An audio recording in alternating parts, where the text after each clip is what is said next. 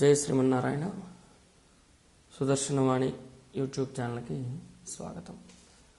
గృహ నిర్మాణంలో అసలు మనం వాడేటువంటి కలప ఏ విధంగా ఉండాలి, ఎట్లాంటిది మనం తెచ్చుకోవాలి? చాలామందికి తెలుసు, గృహ నిర్మాణంలో పురాతనమైనటువంటి కలపను వాడరాదు. పురాతనం అంటే మన పాత గృహానికి సంబంధించిన కలపను తెచ్చి ఇక్కడ మళ్ళీ పాత గృహానికి వాడకూడదు. అది ఇబ్బందికరంగానే ఉంటుంది. వాస్తు ప్రకారంగా మంచిది కాదు, శాస్త్ర ప్రకారంగా సమ్మతం కాదు. ఈ కలపలో కూడాను మనకు 4 రకాలైన కలపల్ని వాడుకునే అవకాశం అనేది ఉంటుంది. ముఖ్యంగా అన్ని కలపలలోకి రాజు లాంటిది టేకు.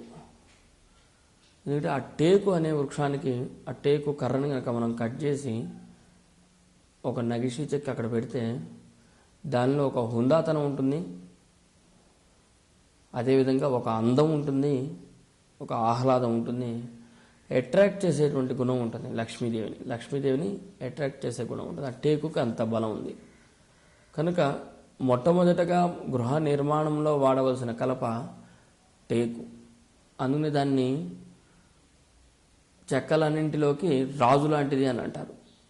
మనకు కనుక లోహాలన్నింటిలో కనుక రాజు ఎవరంటే బంగారం అని ఎట్లా చెప్తామో, ఈ టేకు కూడాను వృక్షాలన్నింటిలోకి కూడాను రాజు లాంటి వృక్షం అన్నమాట. అట్లాగనే అడవి మొత్తానికి రాజు సింహం. ఈ విధంగా ఈ టేకు అనే దాన్ని ప్రప్రథమంగా మనం వాడాలి. అదేవిధంగా మద్దికర్ర కూడా మనం వాడచ్చు. మద్దికర్రతో కూడా మనం ఈ యొక్క వస్తువుల్ని, కిటికీలు కావచ్చు, ద్వారాలు కావచ్చు, ఏమైనా కానీ. అదేవిధంగా వసువు అనేటువంటి వృక్షాన్ని కూడా మనం వాడవచ్చు. చిట్ట చివరగా ఏది దొరకకపోతే వేపకర్ర. ఎందుకు వేపకర్ర లక్ష్మీదేవితో సమానం అంటారు. అదేవిధంగా చెదలు పట్టదు తొందరగా, ఇంకా ఏది దొరకకపోతే.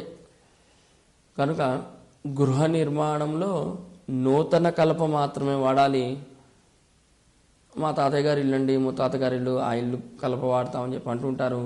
కానీ ఈ నూతన కలప కాకుండా పురాతన కలప ఉన్నట్లయితే అందులోని సింహద్వారం కనుక ఎటువంటి క్రాక్స్ కానీ, చెదలు పట్టడం కానీ, ద్వారంలో లోపం జరగటం కానీ ఉండకుండా పూర్తి టేకుతో కనుక తయారు చేసినట్లయితే అది కూడా నువ్వు వాడవచ్చు. అంటే అందుకనే అన్నారు టేకు రాజు లాంటిది అని.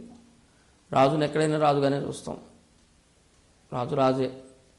కనుక పురాతన కట్టడాలకు సంబంధించినటువంటి కలపను ఉపయోగించకూడదు.